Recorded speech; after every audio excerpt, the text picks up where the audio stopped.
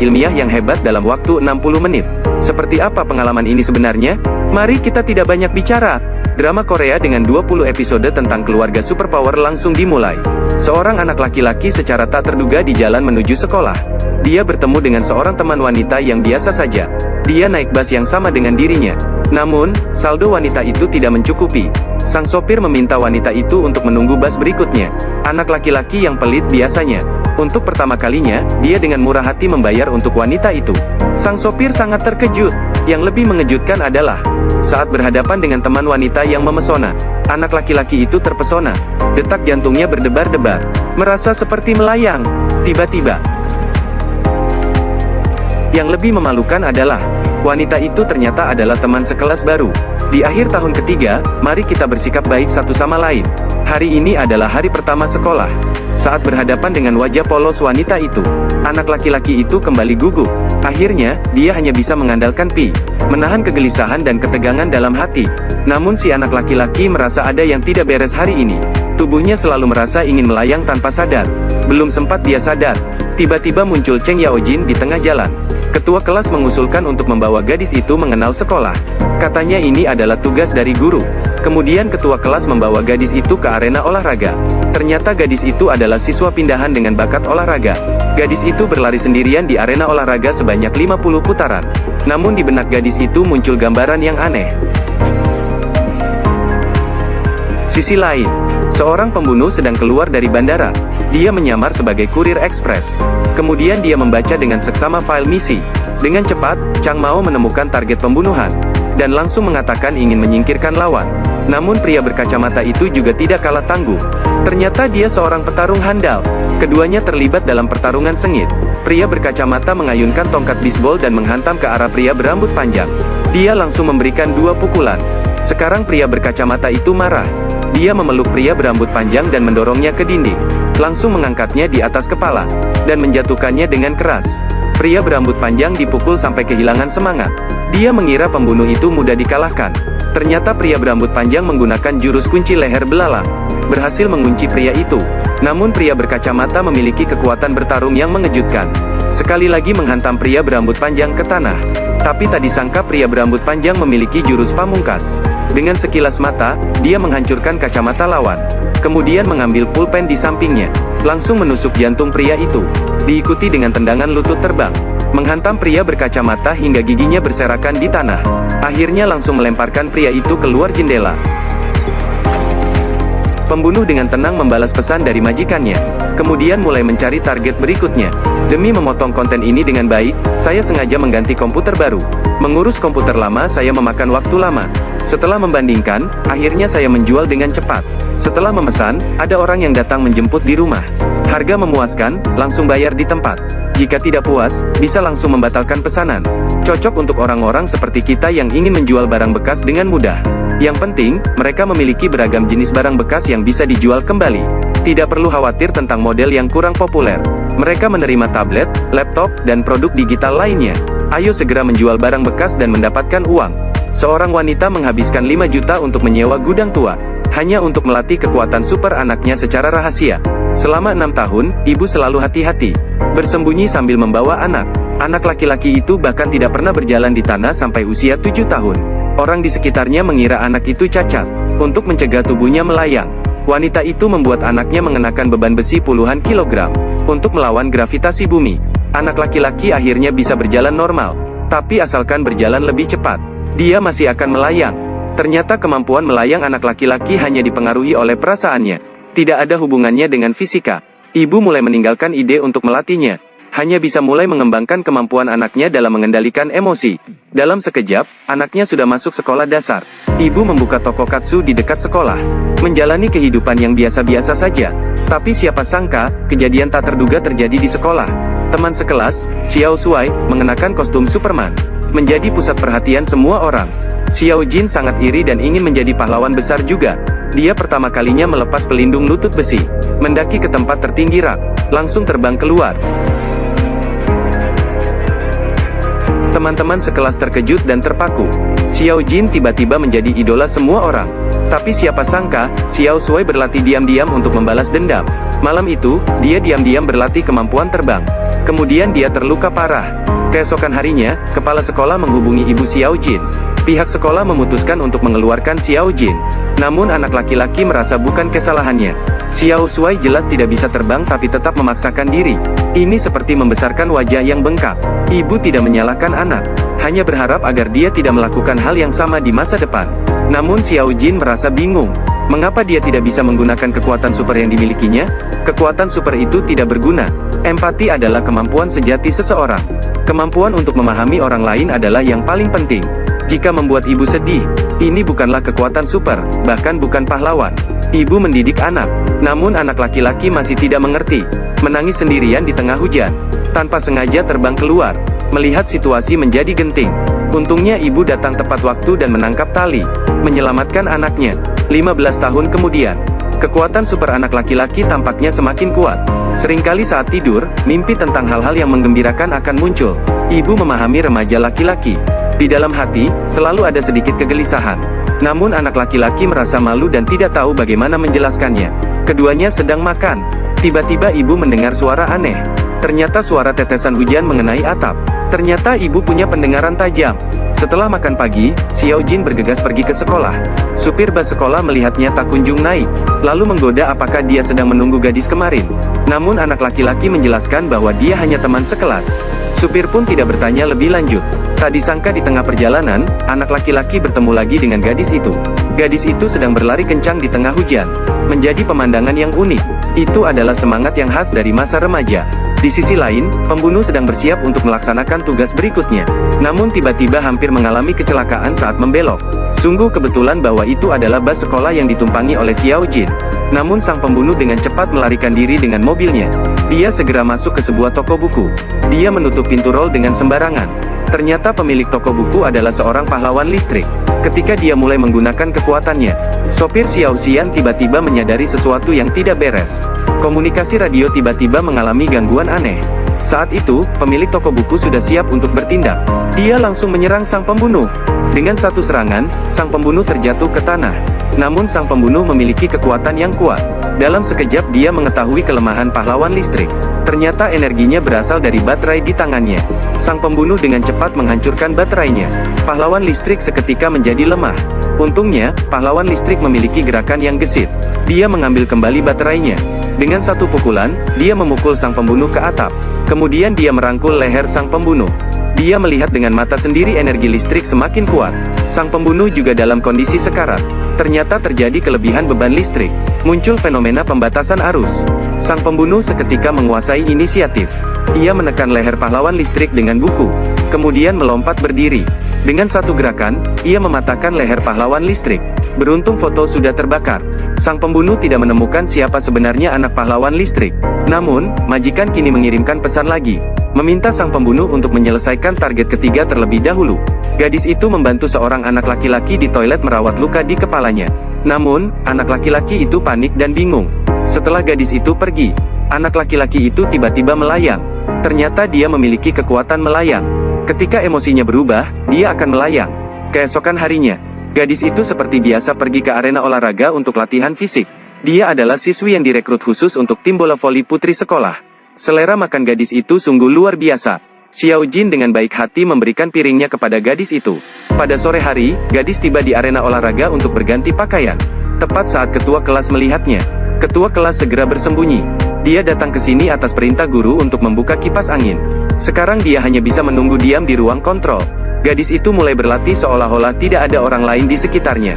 Dia memiliki kepribadian yang kuat, ingin mencapai standar latihan dengan cepat. Saat ini, gadis itu melompat dengan keras. Namun tiba-tiba kakinya tergelincir dan jatuh. Kejadian ini dilihat oleh Xiao Jin. Si. Tanpa sadar, dia melompat ke arah gadis itu. Langsung mendarat di samping Asiu. Gadis dan ketua kelas bingung. Asiu bertanya kapan dia datang. Namun yang pria itu pikirkan sekarang adalah apakah gadis itu terluka. Gadis itu mengatakan bahwa dia baik-baik saja, hanya sedikit terkilir. Kemudian Asiu meminta Xiao Jin untuk membantu dalam latihan. Namun Xiao Jin tidak berani menatap gadis itu secara langsung. Jantung berdebar-debar dengan cepat. Tidak bisa menahan diri untuk merasa gugup lagi. Terpaksa harus mengingat lingkaran pi lagi untuk meredakan kecanggungan. Namun setelah menghafal setengah hari, lupa menghitung. Ashu harus memulai dari awal lagi. Ini pertama kalinya anak laki-laki mendekati seorang gadis seperti ini. Tidak bisa menahan diri. Tubuhnya langsung melayang ke udara. Langsung terbang melewati gadis itu. Gadis itu kebetulan sedang menutup mata. Dan tidak melihat apa-apa dengan jelas. Ashu merasa penasaran. Namun Xiao Jin menjelaskan bahwa dia memiliki kemampuan melompat yang baik. Kemudian pergi dengan tergesa-gesa. Tidak disangka semuanya diamati oleh ketua kelas. Yang lebih aneh adalah, setelah semua orang pergi, ketua kelas diam-diam menuju lapangan latihan. Meloncat sejauh 100 meter dengan cepat. Dengan mudah meninggalkan jejak tangan di dinding. Malam itu, gadis itu kembali ke arena olahraga. Dia mengingat kembali adegan siang hari. Merasa bahwa ada sesuatu yang tidak beres sepanjang waktu. Setelah latihan selesai, gadis itu baru saja siap untuk pergi. Namun, secara tak terduga, dia menemukan jejak lumpur. Ashu mengikuti jejak itu ke tangga. Namun, bangunan sekolah itu sepi tanpa seorang pun. Dan itu terasa aneh dan menakutkan. Dia mengingat kembali pengalaman beberapa hari terakhir. Banyak perilaku Xiao Jin sangat tidak biasa. Kaki mengambang. Cukup dengan sentuhan ringan, bisa terbang jauh. Dia langsung merasa bingung. Sementara itu, namun, pembunuh Chang Mao telah diam-diam mendekat. Apakah target berikutnya adalah Ashu? Pukul 12 malam, gadis itu memegang tangan anak laki-laki itu. Anak laki-laki itu justru terlalu gembira dan melayang. Gadis itu langsung bingung. Anak laki-laki itu langsung menabrak langit-langit. Dengan cepat, dia meminta gadis itu memberikan tas kepadanya. Namun, gadis itu tidak bisa mengangkatnya. Dia hanya bisa mencari cara untuk menurunkannya. Gadis itu dengan cepat berpikir. Dia melompat ke sana dan menangkap kaki anak laki-laki itu. Akhirnya dia berhasil menariknya turun. Hanya dengan susah payah anak laki-laki berhasil membawa tas. Namun pada saat itu, gadis itu masih memeluk anak laki-laki. Dia kembali melayang. Anak laki-laki meminta gadis itu untuk segera melepaskannya. Pegang aku. Lepaskan aku lagi. Pegang aku. Apa maksud sebenarnya? Mereka bergumul selama setengah jam sebelum akhirnya mendarat dengan mulus. Sambil membawa nilai pi, anak laki-laki berjalan gemetar keluar dari gerbang sekolah. Sambil gemetar, mereka akhirnya sampai di depan rumah anak laki-laki. Namun semua itu diamati oleh satpam. Mereka akhirnya tiba di depan pintu rumah anak laki-laki dengan terhuyung-huyung. Ibunya sangat terkejut. Anaknya pertama kali membawa teman perempuan pulang. Meskipun penampilan gadis itu biasa saja, namun ibunya tetap tidak bisa menahan kegembiraan. Akhirnya anaknya mulai mengerti. Dia dengan hangat mengundang gadis itu masuk dan makan malam bersama. Dia bahkan membuatkan makan malam yang lezat untuknya. Sementara itu, seorang pembunuh datang ke sebuah salon. Bos wanita sebenarnya sudah tutup, tetapi yang datang semuanya pelanggan. Lalu mulai mencuci rambut pria itu. Namun tiba-tiba pembunuh itu bertanya pada bos wanita, apakah putrinya sekolah di SMA Jingyuan? Wanita itu langsung waspada. Langsung menusuk kepala pembunuh dengan gunting. Namun pembunuh dengan cepat menangkap tangan wanita itu dan menjatuhkan wanita itu ke tanah. Kemudian pria itu perlahan-lahan mencabut gunting dari pelipisnya. Wanita itu baru menyadari bahwa pembunuh memiliki kemampuan penyembuhan yang kuat. Langsung mengeluarkan pistol. 2 kali tembakan. Segera berlari ke kamar. Mengeluarkan senjata AK-47. Saya tidak percaya bahwa kekuatan penyembuhan secepat itu bisa mengalahkan peluru. Wanita itu memutuskan untuk menembak pembunuh hingga mati. Namun pria itu seperti semut yang tak bisa mati. Hanya terlihat dia sedikit menggerakkan tubuhnya. Melanjutkan mengejar bos wanita. Wanita itu merasa situasinya tidak menguntungkan. Mengambil senjata lain. Kemudian menembak tembus pipa gas. Dia melihat pembunuh di sisi lain tembok dengan mata batinnya. Mengenai sasaran lagi. Namun pada saat itu, pembunuh juga menemukan senjata. Mulai melancarkan serangan balik hebat. Api berkobar seketika. Ternyata wanita itu mengeluarkan senjata Gatling. Menembakkan pembunuh hingga terpental 100 meter. Namun pembunuh tetap berdiri tegak. Luka sembuh dengan cepat terlihat oleh mata telanjang. Wanita itu tersisa sedikit napas. Pembunuh hidup kembali dengan darah segar. Ibu pemilik toko memberikan serangan terakhir. Menyerang pria itu. Kemudian keduanya terlibat dalam pertarungan fisik. Wanita itu akhirnya jatuh karena kelelahan. Namun hingga detik terakhir sebelum kematiannya, dia tetap merahasiakan keberadaan putrinya. Di sisi lain, Axiu bersiap meninggalkan keluarga Xiao Jin. Gadis itu mengatakan dia bisa pulang sendirian. Jadi, anak laki-laki itu tidak memaksa untuk mengantarnya. Namun ibunya mengomelinya karena kurang empati. Gadis itu seringkali bingung dalam hatinya. Di bawah bimbingan ibunya, Xiao Jin segera keluar dari rumah. Melepaskan blok besi dari kakinya. Berubah menjadi pria seperti angin. melompat ringan dan langsung berlari 100 meter. Gadis itu samar-samar mendengar teriakan lelaki itu. Dia memutar kepalanya dan terkejut. Lelaki itu seperti katak kecil di udara. Sangat keren. Xiao Jin akhirnya berhasil mendarat. Gadis itu terkejut dan senang pada saat itu. Yang lebih mengejutkan adalah, keesokan harinya, gadis itu juga menceritakan rahasianya pada Xiao Jin. Ternyata dia pindah sekolah tiba-tiba karena sebelumnya dikeluarkan. Dia memukul 17 teman laki-laki di sekolah sebelumnya. Namun dia tidak terluka sedikit pun. Ayahnya menghabiskan semua tabungan keluarga untuk biaya pengobatan. Menghabiskan semua tabungan keluarga. Namun Xiao Jin mengira Ashu sedang bercanda dengannya.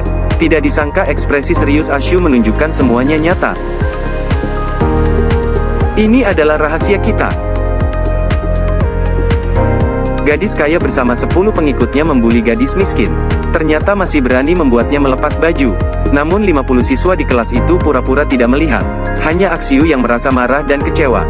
Lebih mengkhawatirkan lagi, gadis kaya itu bahkan mengancam dengan pisau. Pada saat itu, akhirnya seorang siswa laki-laki berdiri untuk menegakkan keadilan. Namun dia langsung ditendang oleh pacar laki-laki si pengganggu sekolah. Kemudian dia ditarik keluar dari ruang kelas dengan paksa. Lebih dari itu, gadis kaya itu bahkan mencoba menutup kepala dengan ember. Gadis miskin itu meratap dengan sedih. Gadis aneh itu semakin bersemangat. Axiu akhirnya tidak bisa lagi menahan diri. Dia mengajak orang sampah itu ke lapangan.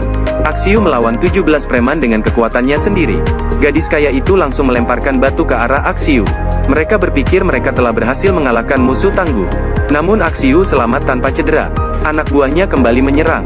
Tidak disangka Axiu menggunakan kepala besi. Dan dengan cepat mengalahkan anak buahnya. Gadis kaya itu mencoba menusuk dengan pisau. Ternyata Ashu adalah semut yang tak bisa dibunuh. Kini gadis kaya itu gemetar ketakutan. Terkejut sampai roboh ke tanah. Kamu sebenarnya apa? Luka Ashu tiba-tiba sembuh dengan cepat. Bahkan dia sendiri tidak percaya. Kemudian pacar sekolah yang sombong dari gadis kaya itu tiba dengan angkuh. Sekali lagi menjatuhkan Ashu ke tanah. Namun Ashu perlahan mengambil batu. Langsung mematahkan tulang kaki pacar sekolahnya. Kemudian melukai semua orang jahat menjadi terluka parah. Tak lama kemudian ayahnya mengganti biaya pengobatan yang besar. Ashu juga diwajibkan untuk keluar dari sekolah. Namun ayahnya tidak menyalahkan putrinya. Hanya membawa anaknya pulang dengan diam-diam. Di perjalanan, ayahnya mengungkapkan kebenaran. Ashu mewarisi gen ayahnya. Mereka adalah keluarga dengan kekuatan gaib yang tersembunyi di dunia. Kemudian pindah sekolah bersama putrinya ke SMA Jingyuan. Kejadian pembunuhan semalam membuat ayah Ashu waspada. Dia datang sendirian ke salon, ingin menyelidiki kematian pemilik salon. Namun salon sudah dikerumuni polisi. Akhirnya dia terpaksa pergi. Sedangkan ibu Xiao Jin tinggal di lantai atas. Dia juga mengetahui berita pembunuhan dari berita. Dan secara tak sengaja melihat ayah Ashu. Ternyata pria itu adalah ahli kekuatan super dengan kode nama Jiulong. Namun situasinya masih belum jelas. Ibu Xiao Jin memilih untuk tetap menyembunyikan identitasnya. Sisi lain, pembunuh telah tiba di rumah duka. Dia ingin mencari tahu keberadaan putri pemilik salon. Namun dia mengetahui bahwa putri pemilik salon telah meninggal karena sakit 10 tahun yang lalu. Putri pemilik salon sudah meninggal karena sakit 10 tahun yang lalu. Pembunuh itu akhirnya pergi dengan tangan hampa. Namun pada saat itu, seorang gadis menunjukkan tatapan marah. Kejadian yang kebetulan. Saat itu, sopir Xiao Xian juga berada di rumah duka. Untungnya, pembunuh itu melewati mereka tanpa disadari. Ternyata Xiao Xian adalah putra dari Power Man. Saat ini dia sangat menderita, menggenggam erat baterai di tangannya. Seketika reaksi fusi nuklir terjadi di sekelilingnya. Bisakah Xiao Xian membalas dendam untuk ayahnya?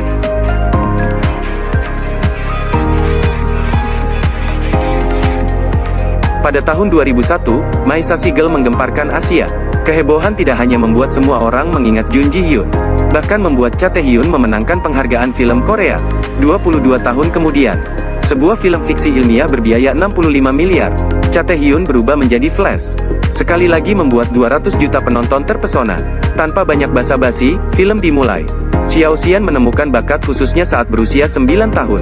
Orang lain tidak bisa menghasilkan banyak listrik statis meskipun digosok keras. Namun Xiao Xian cukup menggosok sekali, langsung menjadi bermasalah. Hal ini membuat teman-teman dan guru sangat terkejut. Saat itu petir menyambar di luar jendela.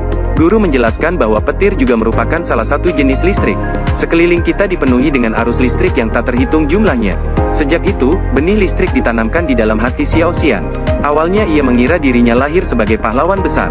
Namun, setelah dewasa, Xiao Xian bahkan tidak lulus dalam situ.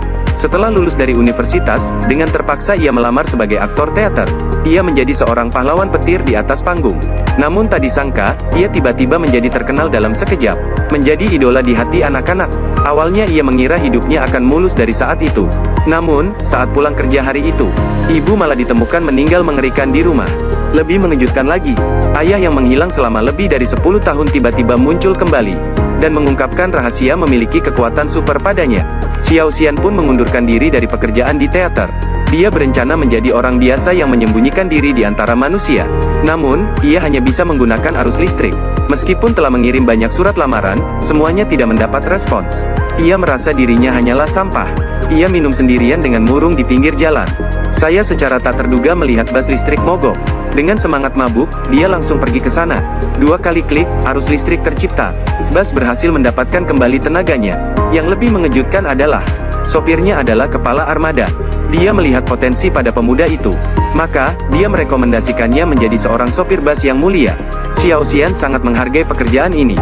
Tanpa memandang musim dingin atau panas, dia dengan tekun mengemudikan setiap rute dengan baik, mengantarkan penumpang dengan aman ke tujuan. Banyak penumpang yang menjadi teman lamanya. Namun, waktu bahagia tetap singkat. Tak lama kemudian, ayahnya juga tewas secara tragis. Xiao Xian sangat sedih. Namun, bahkan pahlawan pun harus bertahan hidup. Setelah mengurus pemakaman, Xiao Xian segera kembali bekerja di kantor. Kepala armada dengan perhatian meminta dia beristirahat beberapa hari.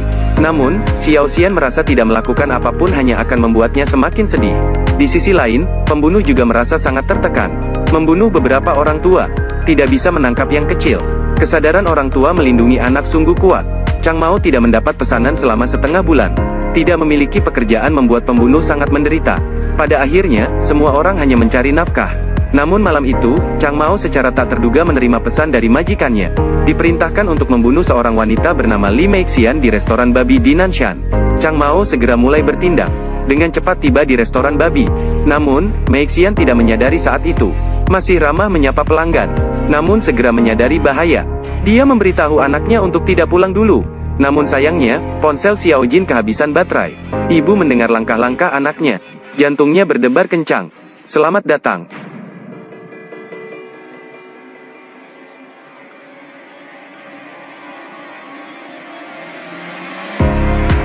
Pukul 12 dini hari.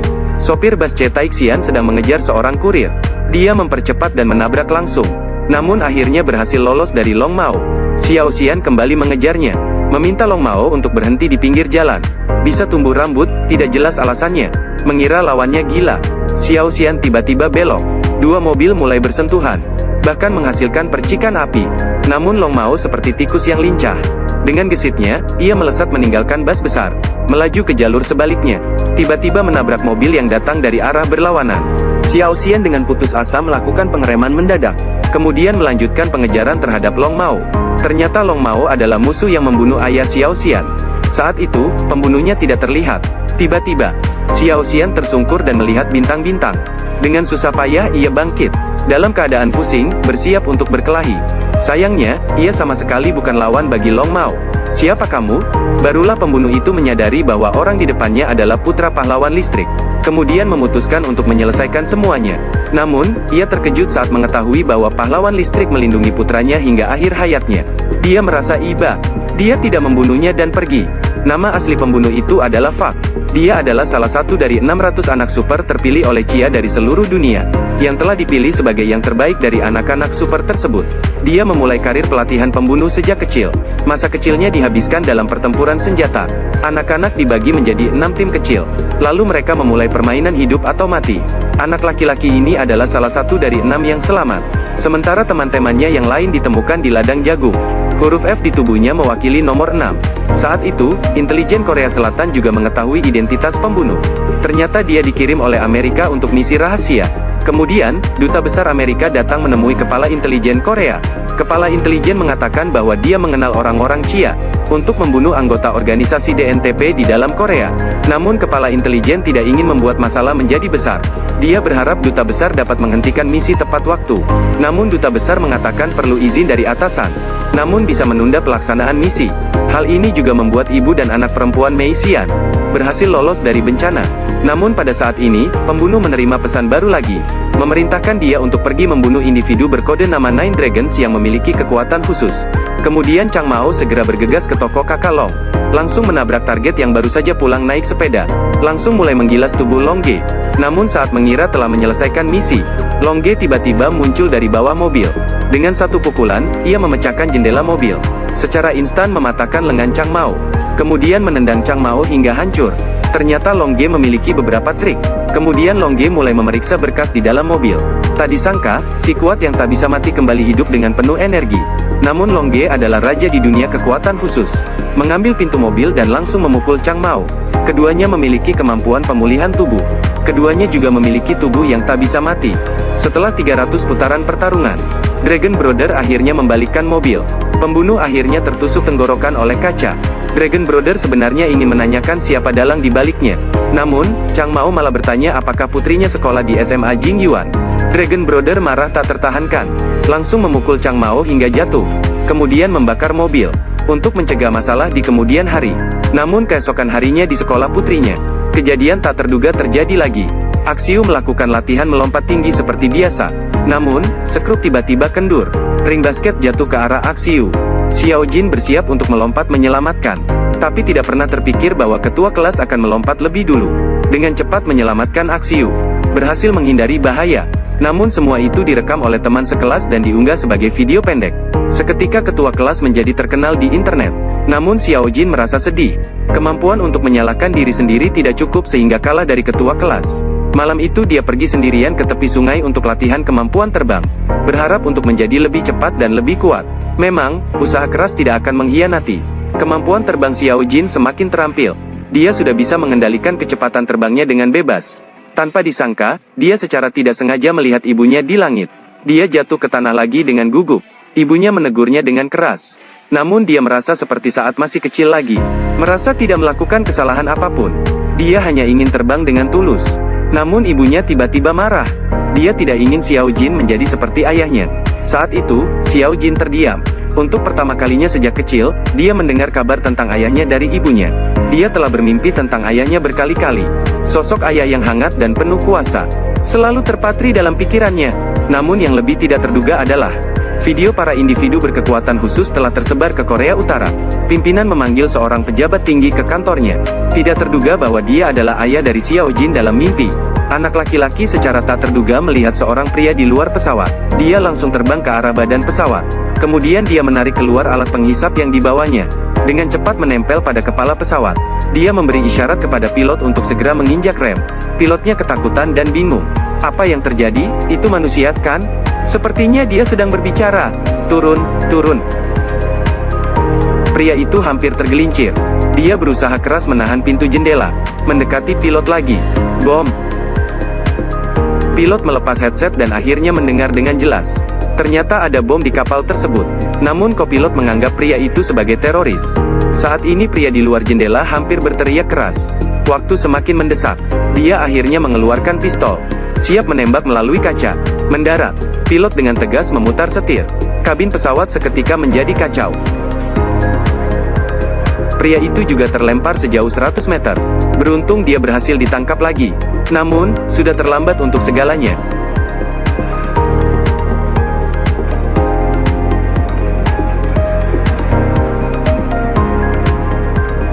Bom meledak seketika. Seluruh pesawat hancur dalam sekejap. Pria itu bernama Kim Do-sik. Dia adalah agen rahasia terbaik dari Badan Intelijen Korea. Pimpinan pada hari itu bersiap untuk menugaskan Do-sik dalam misi rahasia. Namun, sebelumnya dia harus melewati ujian organisasi. Pimpinan menugaskan analis intelijen Lee Mi-hyun untuk menjalankan misi ujian rahasia ini. Apa yang harus diketahui tentang Kim Do-sik? Pimpinan menyatakan bahwa selain kehidupan sehari-hari yang dasar, yang paling penting adalah memahami apa yang ada dalam pikirannya. Secara tidak langsung mengevaluasi apakah dia dapat menyelesaikan misi dengan sukses. Mendekatlah kepadanya sebisa mungkin. Mengapa memilih saya? Karena Anda adalah seorang analis intelijen. Namun, Mi-hyun merasa ini bukanlah tugas seorang analis. Pimpinan tersenyum manis. Menunjukkan bahwa di kantor kita, penampilanmu cukup baik. Seringkali kecantikan juga merupakan senjata. Aku tahu kamu dulunya juga seorang agen lapangan yang hebat. Agen kantor menggunakan otak, sedangkan agen lapangan menggunakan tubuh. Aku yakin kamu pasti bisa menjadi agen lapangan yang luar biasa. Meixian dengan enggan menerima perintah. Mulai serius mempelajari data Dozi. Dia sangat tampan, karena bekerja di satu unit yang sama. Bertemu dengan rekan kerja secara kebetulan adalah hal yang wajar. Hanya saja Meixian belum tahu bagaimana cara mendekati Dozi dengan alami. Pada akhirnya, kita semua adalah rubah yang berusia ribuan tahun. Tidak bisa main-main dengan percakapan sepele. Untungnya Meixian mendapat bantuan dari atasan. Kamu harus menciptakan pertemuan yang kebetulan. Semua harus terjadi secara alami tanpa meninggalkan jejak. Namun, tak disangka-sangka, Dozi sebenarnya sudah diam-diam memperhatikan Meixian. Tinggal menembus satu lapis kertas jendela. Hari itu, Dozi benar-benar tidak tahan. Ingin pergi dan berbicara dengan Mi Yun. Namun Mi Yun langsung berbalik dan pergi. Keberhasilan ini membangkitkan rasa ingin tahu Dojik.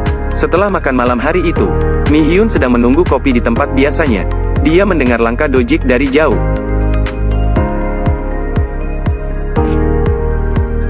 Akhirnya mereka berbicara untuk pertama kalinya.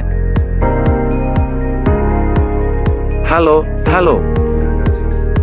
Kita sudah bertemu beberapa kali kan? Oh iya, beberapa kali ketika lewat. Tempat ini bukan sembarang tempat yang bisa dilewati begitu saja. Meskipun Dojik agak canggung, namun Mi Yun tetap ramah dan bersalaman dengan Dojik. Namun pria itu agak malu-malu, dan tidak ada topik pembicaraan yang lebih baik. Untungnya, pria itu dengan cerdik meminta uang receh pada Mi Yun. Akhirnya upaya pendekatan berhasil, meskipun tidak jelas siapa yang mendekati siapa.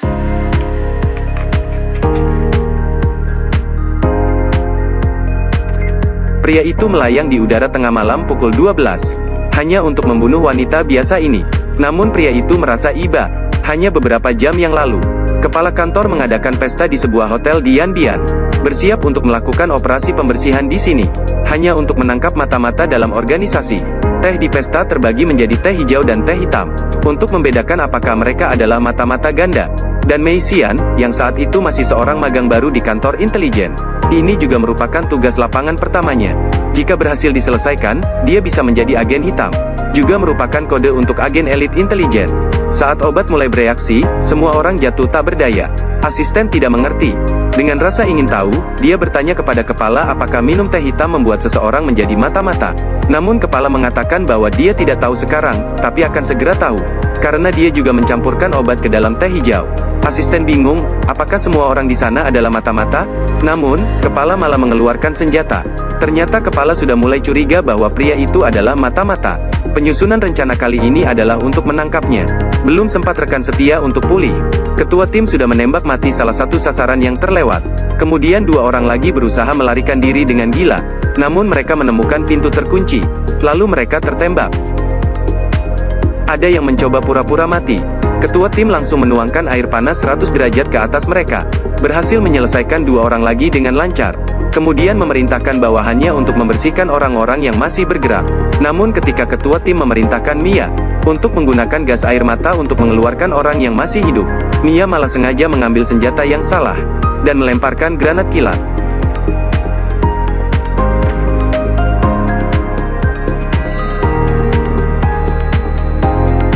Diikuti dengan suara ledakan keras.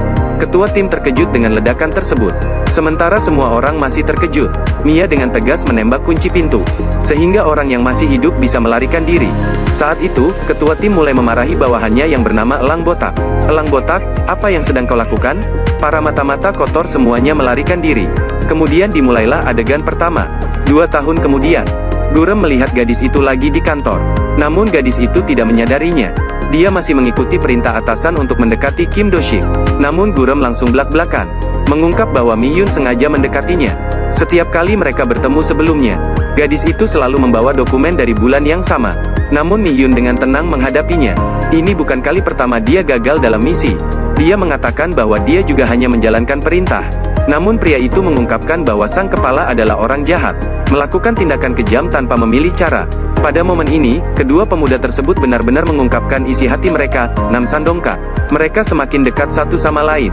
Sementara itu, sang kepala kantor merasa bangga, mengira bahwa kedua orang itu semakin dekat sesuai dengan tujuan yang telah ditetapkan. Dia berbicara dengan sekretaris wanita tentang alasan sebenarnya menguji Kim Do-shik. Kim Do-shik selalu menjadi agen khusus terbaik di Biro Intelijen. Kehadirannya tidak pernah salah. Satu-satunya misi yang gagal baginya adalah misi pertempuran Yanbian 2 tahun yang lalu. Namun sekretaris masih bingung. Mengapa Kepala Biro memberikan tugas penting ini kepada seorang magang yang ceroboh, Mi Hyun? Namun Kepala Biro justru menolak pendapat sekretaris.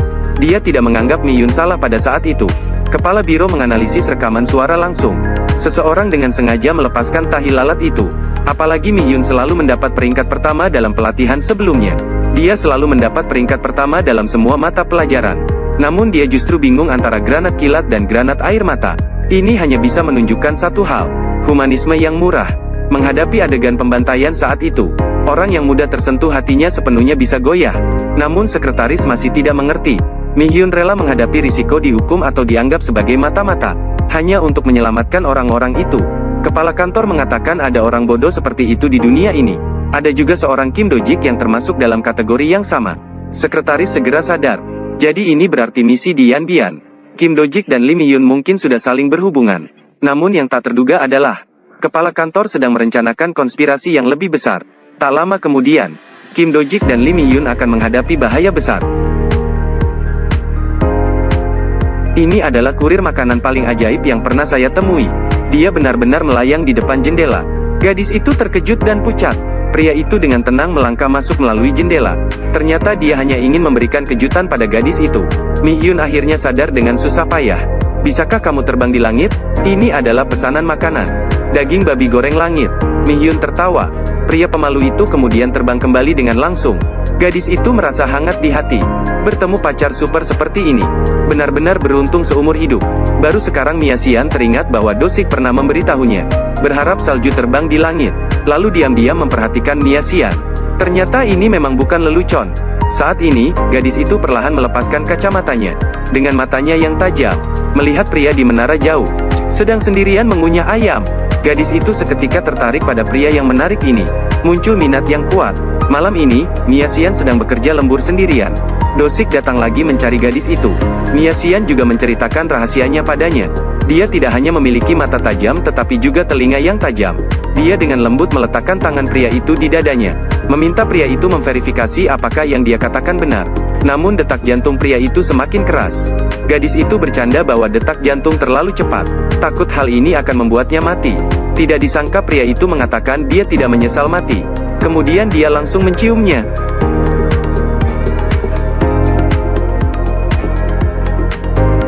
Pria itu malu dan kembali merasa canggung. Ternyata kemampuan melayangnya bisa dipicu oleh perasaannya. Gadis itu tersenyum lagi. Dua pahlawan super akhirnya menikah bahagia. Namun yang tak terduga adalah, kepala kantor tiba-tiba menghentikan tugas dekatnya dengan Mi Hyun. Mi Hyun bingung. Dia ingin bertanya mengapa, namun dia diusir oleh kepala kantor. Saat itu sekretaris datang mencari kepala kantor. Percakapan mereka justru didengar oleh Mi Hyun. Mi Hyun kemudian pergi bertanya kepada kepala kantor, apa sebenarnya tugas yang diberikan kepada Do-jik, namun malah dimarahi oleh kepala kantor. Aturan utama agen intelijen adalah jangan bertanya mengapa, cukup jalankan perintah. Kepala kantor mengancamnya dengan ayah Mi Hyun, meminta dia untuk patuh pada perintahnya tanpa syarat. Kemudian dalam hari-hari berikutnya, Do-jik pergi ke utara untuk menjalankan misi pembunuhan rahasia. Namun dia tiba-tiba menghilang. Kepala kantor takut jika rencana pembunuhan terbongkar dan kehilangan pekerjaannya. Dia menggunakan semua kekuatannya untuk menangkap Duzi. Namun mereka tidak pernah bisa menemukannya. Sampai suatu malam ini, seorang pria muncul di jendela Miao Xian. Miao Xian menyalahkan pria itu mengapa dia muncul di sana. Sekarang seluruh departemen sedang mengejarnya. Karena saya merasa saya mungkin akan mati.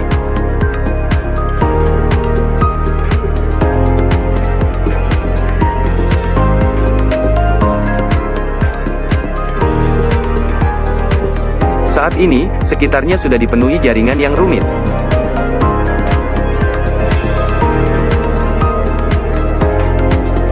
Pria itu jelas memiliki kekuatan super. Namun dia memilih untuk menjadi tangan kanan masyarakat kriminal. Dia berhasil mengalahkan 100 anak buah sendirian. Dan memaksa bos geng lawan, si pria berkacamata, untuk menandatangani perjanjian transfer. Dengan lancar, dia membantu bosnya merampas sebuah klub malam. Pria itu seketika menjadi terkenal di dunia kriminal. Namun yang tidak pernah terbayangkan olehnya adalah, bos sebenarnya bersekongkol dengan pria berkacamata. Dua geng bersiap untuk bersekutu. Namun Alon terlihat bingung. Bos menyatakan bahwa dunia kriminal juga merupakan jenis pekerjaan dan bisnis. Tidak ada musuh abadi, hanya kepentingan yang abadi. Bos mengungkapkan kejenuhan terhadap kehidupan yang penuh kekerasan. Dia ingin berusaha menjadi seorang pedagang. Namun, Ah Long keras kepala. Dia tidak memahami maksud bos. Karena sifatnya yang jujur, Alon selalu miskin dan terpuruk. Hobinya yang terbesar adalah membaca novel-novel wuxia karya Jin Yong. Hari itu, pemilik rumah menekan untuk membayar sewa. Ah Long bertanya apakah bisa membayar secara angsuran setiap minggu. Pemilik rumah terlihat bingung. Ah Long akhirnya harus bertahan hidup dengan cara yang sulit. Dia mencari nafkah dengan cara menipu di jalan. Sopir yang menabrak awalnya ingin membawa pria itu ke rumah sakit. Namun pria itu mengatakan cukup membayar 300.000 untuk berdamai. Metode ini terbukti berhasil. Akhirnya berhasil mengumpulkan uang sewa dengan susah payah. Namun, hari itu Ah Long secara tak terduga melihat seorang preman sedang mengganggu seorang gadis pengantar makanan. Ternyata wanita itu juga tidak kalah tegas. Preman itu terdiam setelah wanita itu memarahinya. Yang lebih mengejutkan adalah, tak lama kemudian, gadis pengantar makanan itu menjadi tetangga Ah Long. Sering bertemu di tangga. Hari itu, Arong tanpa sengaja menabrak kotak makanan wanita. Ternyata wanita itu tidak menyalahkan, malah merasa tertarik pada pria pendiam di depannya. Wanita merasa tidak pernah ada pria yang berbicara sopan padanya. Namun, Arong memiliki kecerdasan emosional yang rendah, dan tidak menerima sinyal dari wanita.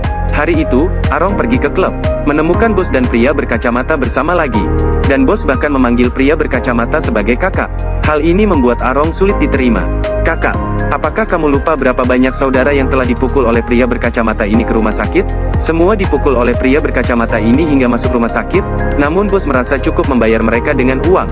Selama mengikuti kakak pria berkacamata, semua makanan enak dan minuman pedas tidak perlu khawatir. Menghadapi Arong yang menantang, bos akhirnya mengucapkan kata-kata kasar, bahkan mengejeknya sebagai monster. Alon benar-benar kecewa pada bosnya. Tanpa pilihan, dia kembali ke jalan lama untuk menipu. Namun pengemudi yang menyebabkan kecelakaan kali ini langsung kabur setelah menabrak orang. Alon berusaha keras mengejar. Tiba-tiba, gadis pengantar makanan datang mengendarai keledai kecil. Dia bersedia mengejar pengemudi yang kabur bersama Alon. Namun nantinya, uang ganti rugi harus dibagi dua. Namun Alon memilih untuk menolak. Malam itu, temannya Curly mengajaknya minum bersama. Katanya, dia ingin membantunya memperbaiki hubungan dengan bosnya. Namun ternyata itu adalah perangkap Curly. Kemudian Alon dibuat pingsan. Ketika dia bangun, dia menyadari bahwa dia sudah terikat bersama bosnya di dalam mobil. Ternyata semua itu adalah konspirasi pria berkacamata. Para kaki tangan langsung mendorong mobil ke laut. Untungnya, pria itu memiliki kekuatan super. Bukan hanya kebal terhadap kematian, tetapi juga memiliki kekuatan yang tak terbatas. Dia berjuang untuk melepaskan diri dari tali dan besi tangan, melarikan diri dari mobil. Saat masih setengah sadar, dia bertemu dengan seekor ikan kecil. Tunggu sampai pria itu naik ke darat, langsung kembali dan membunuh anggota geng. Langsung membunuh pria berkacamata, dan membunuh semua anak buah. Namun, dia membiarkan teman lamanya, Curly, tetap hidup. Hanya merobek mulutnya. Tindakan belas kasihan wanita ini menyebabkan Alon dikejar dengan lebih ganas.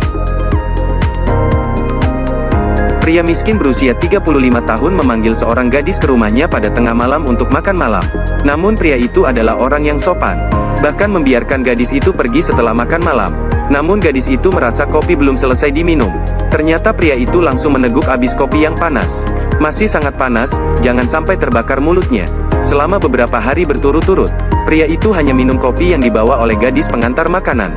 Lalu dengan tergesa-gesa mengusir mereka. Malam itu, seorang gadis muda datang lagi. Resepsionis meminta gadis itu untuk mendaftar. Gadis itu melihat buku pendaftaran. Meskipun penasaran, dia tidak terlalu memikirkannya. Lalu dia langsung masuk ke kamar 408. Kamu memesan kopi untuk dibawa pulang kan? Saat itu, pria tua itu senang sekali. Akhirnya dia bertemu dengan gadis yang ingin ditemuinya. Pria tua itu berterima kasih kepada gadis yang sudah mengantarnya pulang sebelumnya. Namun gadis itu dengan ringan mengatakan bahwa itu hanya hal kecil. Mereka berbincang-bincang tanpa arah selama setengah jam. Namun pria tua itu masih terlihat sangat gugup. Gadis itu melihat banyak novel-novel wuxia karya Jin Yong di lantai. Dia bertanya apakah pria itu suka berkelahi. Pria itu menjelaskan bahwa itu bukan hanya novel wuxia. Ini juga merupakan novel roman. Gadis itu tersenyum manis. Pria tua itu mengatakan bahwa novel wuxia tidak lepas dari kisah cinta. Pahlawan memenangkan pertarungan.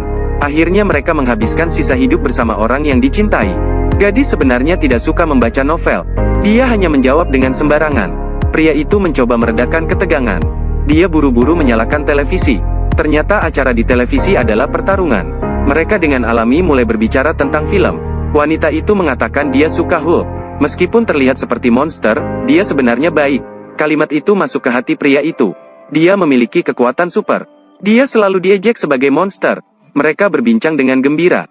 Tanpa disadari waktu sudah larut. Namun pria itu malah tidak mengusir wanita itu. Bahkan dia mengeluarkan uang receh untuk memperpanjang waktu. Gadis itu mengerti dengan hati. Namun pria itu segera menyangkal bahwa gadis itu salah paham. Dia hanya ingin berbincang dengan wanita itu selama 1 jam lagi. Wanita itu terlihat bingung. Siapa yang akan menghabiskan uang untuk berbicara larut malam? Kemudian dia hendak pergi. Dan dengan baik hati mengingatkan pria itu. Untuk minum kopi lain kali, bisa langsung ke tokonya. Tidak disangka paman mengaku tidak tahu jalan. Tidak bisa menemukan kafe tempat gadis itu berada. Mencari alasan. Aku memesan kopi karena ingin bertemu denganmu. Wanita itu terkejut. Dia langsung berbalik dan meninggalkan ruangan. Dia langsung mengeluh kepada rekan kerjanya, mengatakan bahwa dia bertemu dengan seorang pria yang suka berpura-pura romantis. Rekan kerja mengetahui bahwa mereka berdua berbicara tentang novel seni bela diri dan tinju selama 2 jam. Langsung tertawa terbahak-bahak.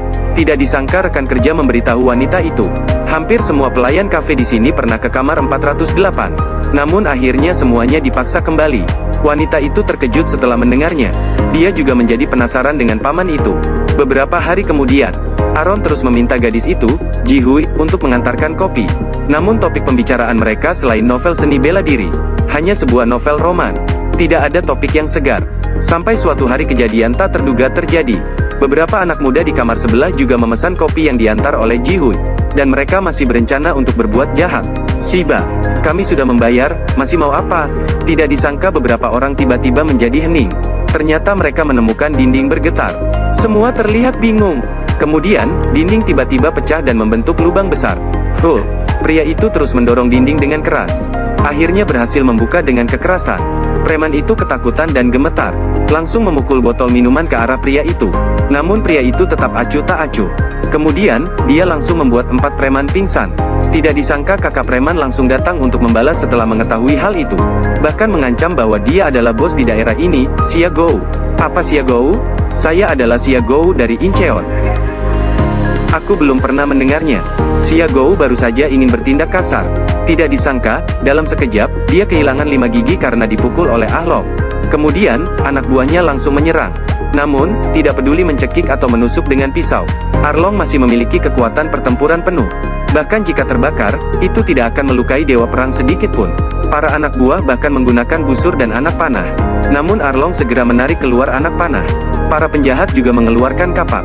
Mereka mengelilingi pria itu dan terus menusuknya. Arlong hampir ditusuk seperti sarang lebah. Namun dia tetap tegar. Akhirnya berhasil memusnahkan sepenuhnya geng Xia Gou. Mereka pikir pertempuran telah berakhir. Namun, rambut keriting menunggu di pintu. Kepala polisi memerintahkan rambut keriting untuk membunuh Arlong tanpa belas kasihan.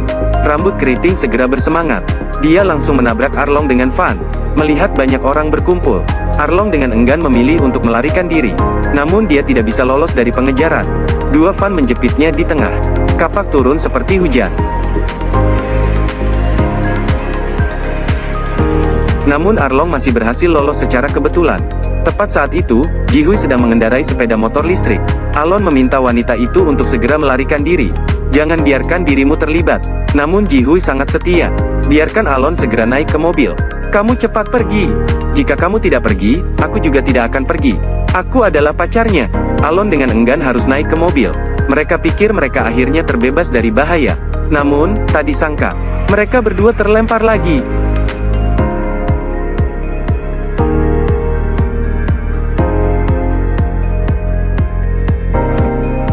Saat itu, Alon akhirnya marah. Langsung menuju van. Di saat genting, sebuah setir menarik mobil ke jurang. Rambut keriting akhirnya mendapatkan apa yang diinginkannya. Sedang bersiap untuk menembak Alon. Namun, tak disangka, dia malah menerima kotak makanan. Ternyata pahlawan terbang Duzi berada di udara. Lebih mengejutkan lagi, semua ini ternyata adalah wawancara kepala bagian kepada Alon yang memiliki kekuatan khusus. Alon berhasil membersihkan dirinya dan menjadi seorang pegawai negeri yang terhormat, dan bekerja bersama dengan Duzi. Namun Ji-he tidak mengalami cedera serius karena Arong melindungi kepalanya. Tubuhnya tidak mengalami masalah besar. Keduanya mulai menjalani kehidupan yang bahagia. Pria itu jatuh dari ketinggian 10.000 meter, langsung membunuh teroris dengan menabraknya. Semua orang bingung. Arong mulai memperbaiki tulang yang terkilir. Pesawat tempur di langit mendekat dengan diam-diam. 2 tembakan langsung menewaskan 2 orang. Semua masih terkejut. Arong sudah sadar. Tanpa ragu, langsung menyelesaikan 3 orang. Orang botak bertanya siapa sebenarnya dia. Arong tetap pendiam tapi tegas. Menggenggam senjata milik orang botak. Tanpa ragu menembak habis-habisan. Kerjasama yang sempurna. Memberikan perlindungan dari atas untuk Arong. Sayangnya peluru habis. Namun setelah istirahat sebentar, langsung kembali bertempur. Namun Arong tak terduga tertembak. Pesawat tempur dengan cepat membersihkan jalur musuh. Untungnya, Kak Long memiliki tubuh yang tak terkalahkan. Peluru seadanya sama sekali tidak bisa melukainya. Serangan pukulan yang lincah dan gesit, menghantam musuh hingga giginya berserakan di tanah. Tak lupa untuk menghampiri senior dan memuji. Ternyata keduanya sedang menjalankan misi rahasia di Rusia, menyelamatkan seorang ilmuwan dan membawanya pulang. Saat ini, Kak Long mengambil helm keselamatan. Bersiap untuk membiarkan Duzi membawa mereka berdua, 2 pria besar, pulang. Namun, Duzi mengatakan bahwa dia tidak bisa terbang membawa 2 orang sekaligus. Kita bertemu di Seoul apa? Senior, apakah kamu bercanda karena aku memanggil namamu tadi? Turunlah sekarang. Bagaimana aku bisa sampai dari Rusia ke Seoul? Hai, Kim Duzi. Siap. Kembalikan helm keselamatanku, Kim Duzi. Sebenarnya, keduanya adalah pasangan emas. Keduanya adalah pembunuh terbaik dalam organisasi superpower. Satu di langit, satu di bumi. Kerjasama yang padu dan tak terkalahkan. Namun, tak disangka setelah 3 tahun, ternyata Dosik dianggap sebagai pengkhianat oleh organisasi. Mereka menangkap Dosik dengan memanfaatkan Mi Hyun. Namun pria itu mengaku bahwa dia tidak bersalah. Namun sang kepala kantor ingin menghancurkan Dosik. Untuk bertahan hidup, pria itu mulai marah-marah.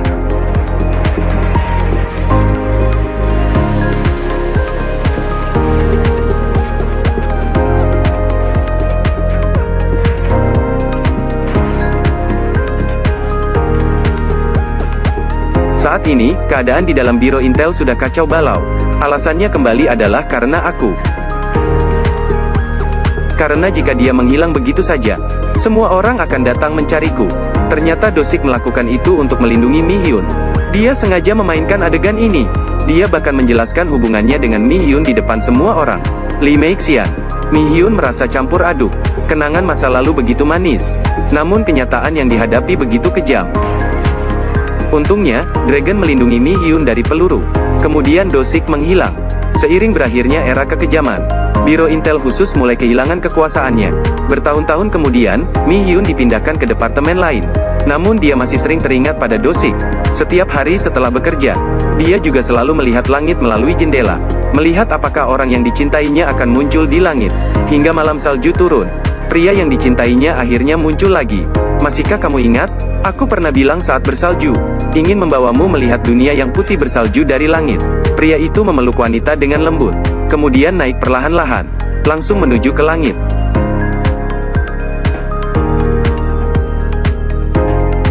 Tak lama kemudian, buah cinta mereka datang. Meskipun hidup sederhana, namun pasangan muda itu hidup bahagia, saling mendukung. Pahlawan terbang yang dulu tak terkalahkan menjadi petani rajin. Yang lebih mengejutkan adalah, anak memiliki bakat luar biasa, mewarisi gen bapak, sudah belajar melayang sejak kecil. Saat ini, pasangan suami istri saling menatap, tidak tahu harus senang atau khawatir. Ternyata kejadian tak terduga atau sesuai dugaan. Anak itu mengejar kupu-kupu, terbang keluar jendela dan menghilang. Duzi terbang ke langit dengan gelisah mencari. Akhirnya dengan susah payah menemukan anaknya di atas awan. Ayah. Ayah Fengxi. Oh, apa yang kamu lakukan di sini? Kamu ketakutan ya? Oh, apakah kita menakut-nakuti Fengxi? Kamu hebat. Yang lebih tidak terduga adalah, kepala kantor tidak akan berhenti mengirim orang untuk menangkap Duzi dan membawanya kembali ke kantor. Setelah pertempuran sengit, Duzi ditangkap dan dibawa kembali oleh mereka. Untungnya ibu dan anak berhasil melarikan diri. Mulai dari sana, mereka memulai kehidupan mengembara dengan menyembunyikan identitas mereka. Goudan memiliki penciuman 100 kali lebih tajam dari anjing. Dengan cepat, dia mencium jejak musuh. Pasukan segera maju, tetapi Goudan menahan Longge. Dia menjelaskan analisis jejak langkah. Musuh juga seharusnya memiliki orang dengan kekuatan luar biasa. Longge segera berlari untuk membantu. Namun, kucing telur tiba-tiba menghentikan. Ternyata, kucing telur ingin membiarkan pasukan pergi terlebih dahulu sebagai kambing hitam. Kamu lupa? Kita harus menunjukkan prestasi kepada mereka. Kita harus muncul saat orang biasa berada dalam krisis. maka adegannya akan menjadi lebih dramatis. Apa yang kau omongin, Bre? Bos naga segera melompat dan berlari ke depan. Namun, pasukan di sudah terlibat dalam pertempuran dengan musuh. Di tengah hujan peluru, bos naga dengan cepat menemukan penembak jitu lawan.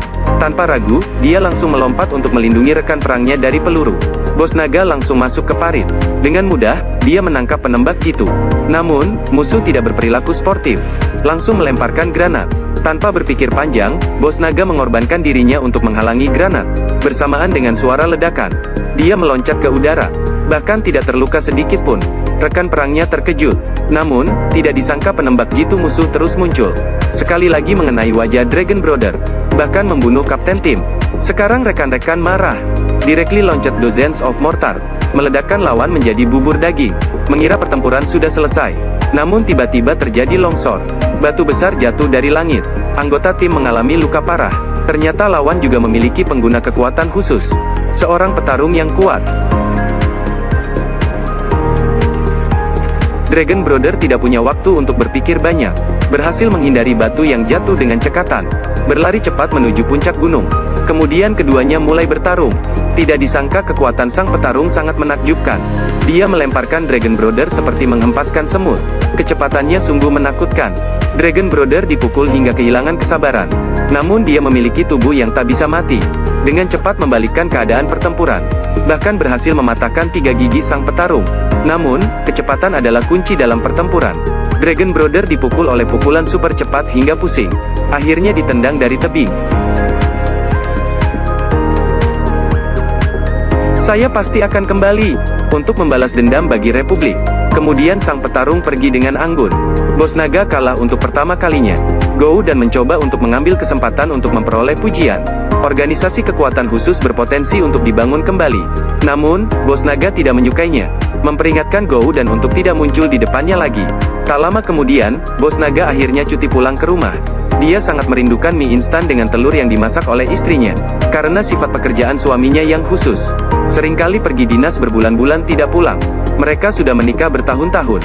Istrinya selalu ingin memberikan anak pada bos naga, namun selalu gagal hamil. Saat hendak pergi keluar, istrinya memberitahu bahwa hari ini adalah masa subur. Bos naga baru menyadari karena sifat pemalu.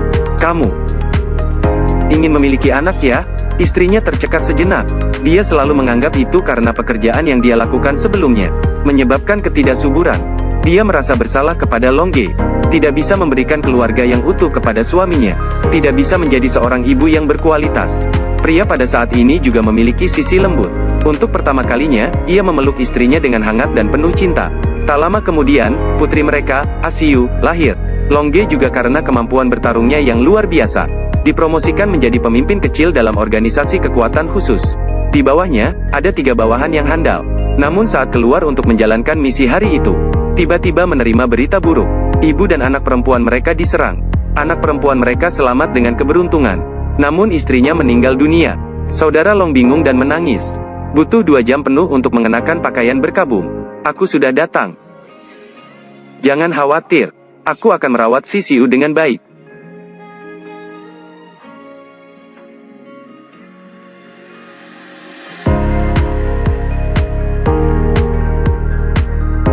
Meskipun ayahnya memiliki keterbelakangan mental, anaknya adalah seorang jenius. Hari itu, Asiu tiba-tiba bertanya kepada ketua kelas apakah dia seorang individu berkekuatan khusus. Ketua kelas terkejut. Benarkah? Kalau kamu tidak mau bicara, biarkan saja. Asiu memuji ketua kelas memiliki kemampuan melompat yang bagus, seharusnya ikut ujian masuk perguruan tinggi olahraga. Namun impian ketua kelas adalah menjadi pegawai negeri. Asiu tiba-tiba sadar. Tak heran ketua kelas selalu tinggal di sekolah sampai larut malam setiap hari. Namun ketua kelas bilang dia hanya tidak ingin pulang terlalu cepat. Ternyata dia memiliki ayah yang memiliki keterbelakangan mental. Setiap hari harus dipasangi pelacak agar tidak tersesat. Kiang Sun, hati-hati di jalan ya. Tuan Li Kaiman memiliki 2 catatan kriminal. Yang pertama adalah kekerasan. Yang kedua adalah kekerasan terhadap pegawai negeri. Xiao Sun terkejut saat kepala sekolah mengetahui keadaan keluarganya dengan sangat baik. Kemudian kepala sekolah berbicara jujur kepada Xiao Sun. Identitas tersembunyi dirinya adalah kepala bagian intelijen nasional. Ternyata kepala sekolah berharap Xiao Sun bisa masuk ke intelijen setelah lulus. Ini adalah pekerjaan yang stabil. dan bisa membantu membersihkan catatan kriminal ayahnya yang memiliki keterbelakangan mental. Demi ayahnya, Xiao Sun akhirnya menyetujui permintaan kepala sekolah. Namun, dia tidak memberitahu Asiu kebenaran sebenarnya. Setelah pulang sekolah, Asiu seperti biasa pulang bersama Xiao Jin dengan bus. Sopirnya adalah teman lama, Cha Tai Xian. Saat ini, ada seseorang yang datang dengan cara yang mencurigakan. Dan dia mencoba naik tanpa menggesek kartu. Sopir mengingatkannya untuk menggesek kartu agar bisa naik. Namun, si kakak bekas luka tampaknya tidak bisa menggunakan ponsel. Sopir dengan baik hati mencoba membantu. Namun, ternyata ponsel kakak bekas luka tidak bisa terhubung dengan kartu transportasi. Akhirnya, sopir membiarkannya naik terlebih dahulu. Namun, sopir mulai curiga. Dia mulai memperhatikan setiap gerakan kakak bekas luka. Ternyata, kakak bekas luka membandingkan foto di ponselnya. Dia terus memperhatikan pasangan siswa SMA ini sepanjang perjalanan. Saat itu, Xiao Jin tiba-tiba menerima telepon dari ibunya. Ibunya meminta dia pulang lebih awal, karena dia akan pulang agak malam. Saat itu, Asiu juga menerima telepon dari ayahnya. Saya juga mengingatkan anak perempuan untuk pulang lebih awal hari ini. Jangan pergi berlarian sembarangan. Namun kedua anak tetap melakukan sesuai keinginan mereka. Mengikuti perintah guru untuk mengikuti ujian di lapangan olahraga. Kedua anak sedang bersiap-siap turun dari mobil. Ternyata si kakak bercak juga sudah diam-diam berdiri di belakang mereka. Sopir melihat situasi tidak menguntungkan. Langsung menambah gas. Langsung melintasi stasiun. Dan mulai melaju cepat di jalan raya. Pak sopir, berhenti. Apa yang terjadi sekarang? Pak sopir, berhenti.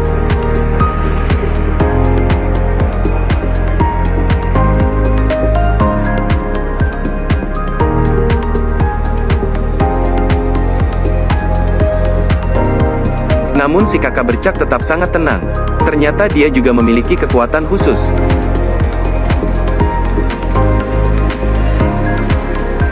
Meskipun seorang sopir bus, dia malah mengaktifkan mode balap. Tidak hanya melaju liar di jalan raya, malah langsung masuk ke kantor polisi. Ternyata Xiao Xian mengendarai mobil untuk melindungi dua anak berkekuatan khusus.